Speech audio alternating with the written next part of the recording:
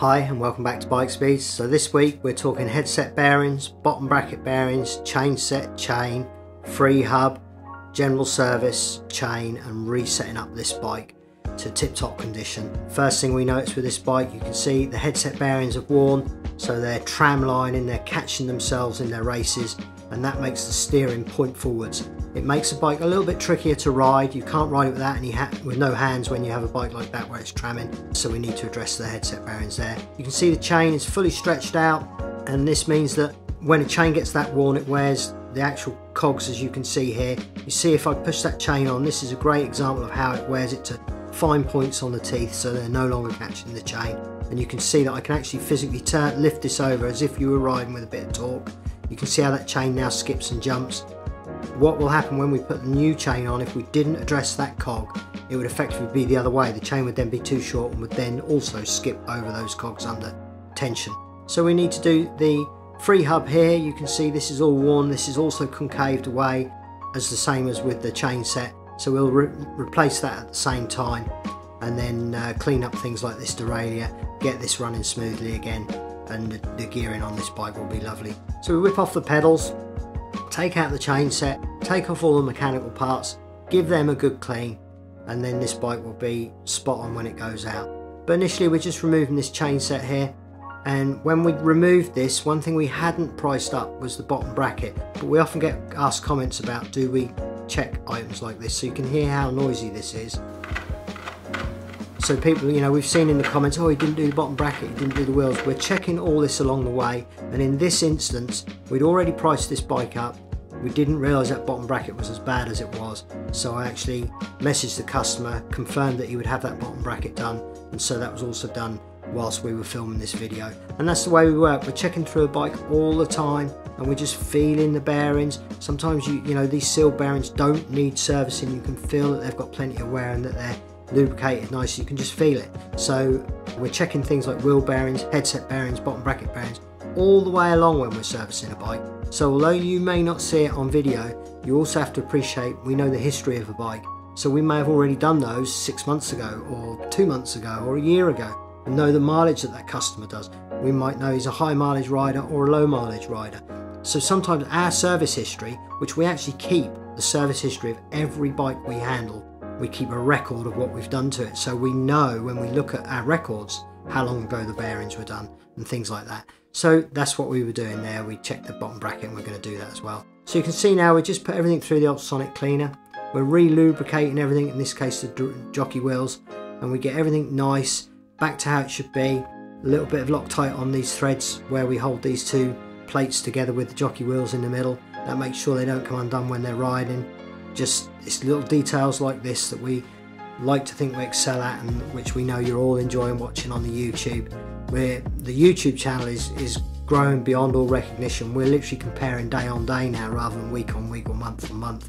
We're averaging 200 subscribers plus a day. We were averaging 200 a day last week, and we're up to about 220 a day this week. So the growth of the channel is absolutely astounding. So if you're one of those new subscribers, the 3,000 or so we've had in the last 2 or 3 weeks, welcome aboard. We're glad you're here, and if you're watching one of our videos for the first time, hit that subscribe button, hit the notification bell, and above all else, be first to leave a comment. We love the comments, and they do help a video go through on the searches, so make sure you comment to our videos. So now we're just replacing this headset bearing. You can see there it was sort of a semi-integrated, so I popped out the seal, popped out the bearing race, re-greased it. We're using Shimano grease there, and then pop that seal back in before rebuilding the front end there. So in go all the spacers and the various parts that lock that bearing into place, and then we just torque up the stem itself. And as you can see now, that's much freer than that early shot. So if you were riding with no hands, this bike would flow and would flow on the riding. We wouldn't encourage you to ride with no hands, but obviously if you're popping gels and doing long distance riding, then it's useful to be able to do that. So we're now washing this frame down. Now this bike actually belongs to a 13-year-old rider. This is his first season in riding, and he's done about 5,000 miles on this bike, which is why it seems so worn out. He is an absolute legend locally. I've spoken to a couple of people about him since this bike came in because he captured my imagination a little bit, and everyone seemed to know him. Oh yeah, I know him, you know, and the club that he rides for, I've had a few of their riders in. Yeah, we know him. You know, he's 13 years old. He's putting his stamp on the local cycling community. And this bike is a standard Carrera entry-level road bike. You know, it's amazing what he's achieving on this bike, so I wish him all the well with his second season into riding. Now you just see there, I just pointed out on the disc there how you get them score lines. They act a bit like a record, an old vinyl record. They are what creates your squealing when you're braking. So we just sand off and resurface that disc, and then we sand off and resurface the pads which you saw. That then creates a nice even braking surface again and makes them squeal free. Next on goes this free hub. Unfortunately this bike didn't have a cassette, so the rider is limited by what you can get gearing in a free hub, so that's what he's got there, so we put a new one of those on. And then we're just realigning this tyre so as the logo is over the valve. That helps if ever you get a puncture, you can actually inflate the inner tube, see where the air is escaping, know that the valve lines up with the logo, and you can work out in the tyre where any debris might be. So that's always a good practice to move your logos over your valve. Next thing goes the new bottom bracket bearing, torqued up to 40 Newton meters each side. So we've got the nice new bottom bracket bearing in there now, and that's now running lovely and smooth. And then we can now reset our new chain set. So a little bit of grease on there because that's a pressure fit there, a tapered pressure fit. And we could actually only get a Shimano Tawny chain set for this bike, and it's Shimano Tawny front derailleur, so it's a matching.